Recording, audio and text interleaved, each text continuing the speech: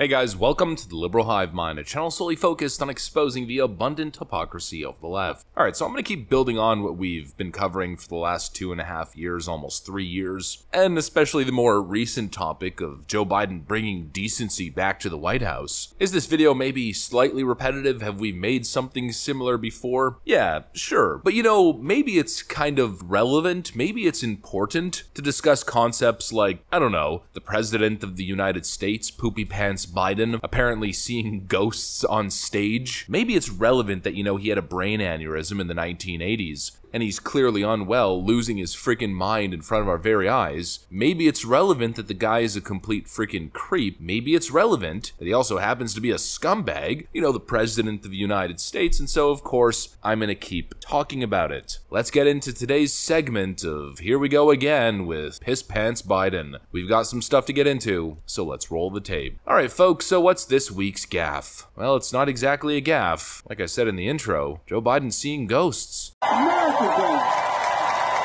Go get him. And here's Leo.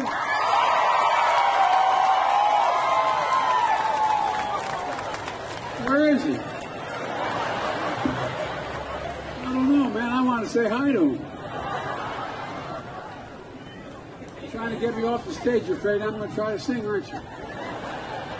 He has no spatial awareness. He doesn't know where he is. He doesn't know what's going on around him. He doesn't know where the exit is. He doesn't know how to get off the stage when he literally just came on the stage from the same place where he's supposed to exit. He doesn't realize that he's basically alone on the stage and turns to interact with ghosts behind him. This is the current state of American leadership. I think it's pretty clear to say that there's a competence problem in the White House. And of course that applies to both of these clowns. Not just the president, but the vice president. Here's incredible intellect, amazing public speaker, wordsmith extraordinaire Kamala Harris. Well, I think culture is a reflection of our moment and our time, right? And present culture is the way we express how we're feeling about the moment. And we should always find times to express how we feel about the moment that is a reflection of joy, because you know, it comes in the morning. We have to find ways to also express the way we feel about the moment in terms of just having language and a connection to how people are experiencing life. And I think about it in that way too. What was that? My apologies for having to subject your ears and your brain to that, but yep, that's the current state. The Kamala Harris situation is arguably worse because she doesn't have the same excuses that Joe Biden has. And I want to dive into that a little bit. You know, maybe 2 weeks ago, Andrew at Don't Walk Run Productions reached out to me to do a feature for his YouTube video covering the topic of Joe Biden dementia. So I'm not sure if this segment is repetitive for you guys. Maybe you already saw the video, but I think the context is relevant here. Anyway, since it's a special occasion of sorts, I thought I'd try something a little different today, and thought it would be nice to listen to a response from a very special guest.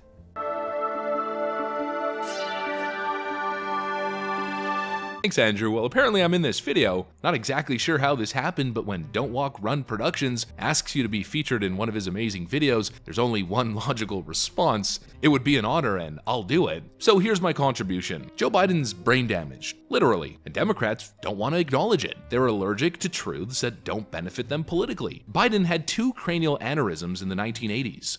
I had 2 cranial aneurysms. And they literally had to take the top of my head off. I mean, they take a saw and they cut your head off and go in to find the artery that is, one was leaking, the other that hadn't before it burst. Then I had the second operation. They found an aneurysm on the other side of my brain. And in between, I had a major embolism. It almost killed me.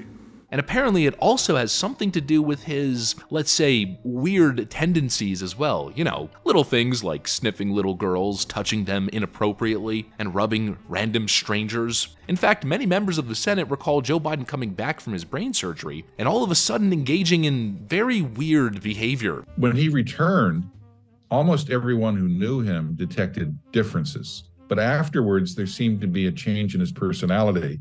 I've talked specifically to people who worked in the Senate at the time, to a former senator. He some of this unusual behavior that's been remarked, the sniffing of girls' hair, this incident that Bernie Sanders recalls, where as they were on a stage were backstage waiting to go out on the debate platform, Biden started rubbing his back. What? Biden making inappropriate comments to women or children. Biden saying the strangest things about ethnic groups, attempts at ethnic humor. All of that is past the time when Biden had these aneurysms. It's not even a joke or a meme anymore. It's beyond that at this point. He's a man deteriorating before our very eyes, and Democrat officials pretend that it doesn't exist. They present this narrative as if he's fit, producing results. Listen, fat, I challenge you to a push-up contest, Joe. It's one thing to be unaware of his condition, it's another to be fully aware of it, yet purposely misrepresent the truth and push him forward as the party leader. At that point, I'd argue it's pretty much elder abuse. He's not well. I'm not saying this metaphorically, it's not hyperbole, it's not an ad hominem attack. The President of the United States literally suffered brain damage, and the older he gets, the worse it's getting. Now, I literally can't believe that I said that. The President of the United States is brain damaged, but it's true, and it's why we're seeing him look for ghosts. It's also reportedly why we're seeing him interact very weirdly with people around him. Perfectly normal behavior, right? Returning normalcy to the White House and decency to the White House. Give me a frickin' break. Decency. This president was supposed to bring back competence. Yeah, competence. He was supposed to bring back normalcy and bring back decency. The reality is, however, Joe Biden is so indecent, he's such a piece of, something, that even the far left Democrat shill publication known as the New York Times just released an opinion piece checking Joe Biden on the issue of his neglected granddaughter. It's 7 grandkids, Mr. President.